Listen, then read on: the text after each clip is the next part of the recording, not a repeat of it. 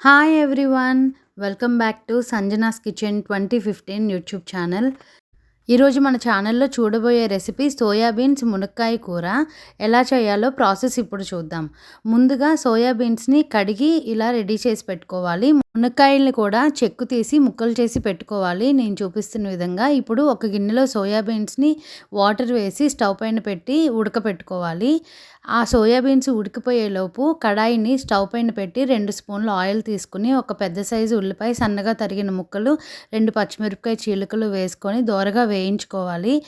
ఉల్లిపాయలు వేగిన 2 నిమిషాల తర్వాత మునక్కాయ ముక్కల్ని కూడా వేసుకోవాలి. ఉల్లిపాయలు పూర్తిగా వేగక ముందే మునక్కాయ ముక్కలు వేసుకోవడం వల్ల త్వరగా మునక్కాయ ముక్కలు కూడా మగ్గిపోతాయి. ఉల్లిపాయలు మునక్కాయ ముక్కలు త్వరగా మగ్గడానికి నేను కొద్దిగా సాల్ట్ వేశాను. బాగా కలిసేలాగా కలుపుకొని మూత పెట్టి మరొక 5 నిమిషాలు మగ్గించుకోవాలి. ఉల్లిపాయలు బాగా వేగిన తర్వాత ముందుగా కట్ చేసి పెట్టుకున్న 2 చిన్న సైజు టమాటా ముక్కలు కూడా వేసుకొని బాగా కలిసేలాగా కలుపుకొని మూత పెట్టి మరొక 5 నిమిషాలు మగ్గించుకోవాలి. సోయాబీన్స్ ఉడికాయో లేదో ఒకసారి నేను చూపిస్తున్న విధంగా ఒక సోయాబీన్ని తీసి ప్రెస్ చేసి చూస్తే అర్థమైపోతుంది మీకు. అలా చితికిపోతే ఉడికిపోయినట్టు. ఇప్పుడు సోయాబీన్స్ని కూడా కూరలో వేసుకోవాలి. కూరలో వేసుకొని 1/2 స్పూన్ పసుపు, సరిపడా ఉప్పు వేసుకొని బాగా కలిసేలాగా కలుపుకొని స్టవ్ని సిమ్లోనే పెట్టుకోవాలి. సిమ్లో వండుకోవడం వల్ల న్యూట్రిషనల్ వాల్యూస్ కూడా తగ్గకుండా ఉంటాయి. కూర కూడా చాలా రుచిగా వస్తుంది.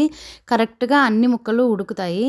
బాగా కలిసేలాగా కలుపుకున్న తర్వాత మూత పెట్టి మరొక 5 నుంచి 8 నిమిషాలు మగ్గించుకోవాలి. 5 నిమిషాల తర్వాత కొద్దిగా కరివేపాకు వేసుకొని బాగా కలిసేలాగా కలుపుకొని కూరకు సరిపడా కారం వేసుకోవాలి. నేను 1½ స్పూన్ కారం వేశాను.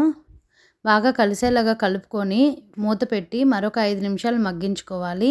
ఇందాక సోయాబీన్స్ ఉడకపెట్టిన వాటర్ని అలాగే పక్కన పెట్టుకున్నాను.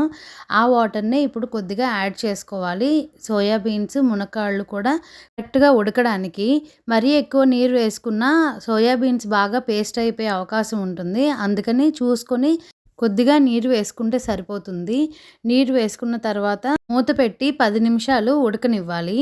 సోయాబీన్స్ హై ప్రోటీన్ డైట్ అండి. చాలా హెల్త్ బెనిఫిట్స్ ఉంటాయి. ఇవి సీజనల్గా వింటర్లో వస్తాయి. వచ్చినప్పుడు మనం పిల్లలకి కానీ మనకి కానీ ఎంతో మంచి చేసే ఈ సోయాబీన్స్ని వీక్లీ వన్స్ అయినా వండుకొని తినడం అనేది చాలా అవసరం. చాలా అంటే చాలా హెల్త్ బెనిఫిట్స్ ఉంటాయి. ఎదిగే పిల్లలకి ఇంకా మంచిది. వాళ్ళ హైట్ గ్రోత్కైనా వెయిట్కైనా అన్నిటికీ కూడాను హై ప్రోటీన్ అనేది చాలా ఇంపార్టెంట్. ఒకసారి కూరలో ఉప్పు చూసుకొని తక్కువైతే మరి కొద్దిగా యాడ్ చేసుకొని కలుపుకొని కడిగి తరిగి పెట్టుకున్న కొత్తిమీరను కూడా వేసుకొని బాగా కలిసేలాగా కలుపుకోవాలి. కొత్తిమీర వేయటం వల్ల కూడా చాలా రుచి వస్తుంది. సోయాబీన్స్ కూడా ఎంతో టేస్టీగా ఉంటాయి. పిల్లలు కూడా చాలా ఇష్టంగా తింటారు. బాగా కలిసేలాగా కలుపుకొని మూత పెట్టి మరొక 5 నిమిషాలు మగ్గించుకుంటే కొద్దిగా నూనె పైకి తేలిపోతే కూర రెడీ అయిపోయినట్టే. డిష్ అవుట్ చేసుకోవటమే. చూశారు కదా, ఎంతో healthy high protein recipe soybeans మునక్కాళ్ళ కూర.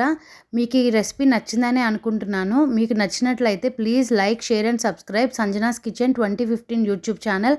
మీరు లైక్ చేయడం వల్ల నా వీడియో మరికొంతమందికి సజెషన్గా వెళ్తుంది. Please support me. Thanks for watching.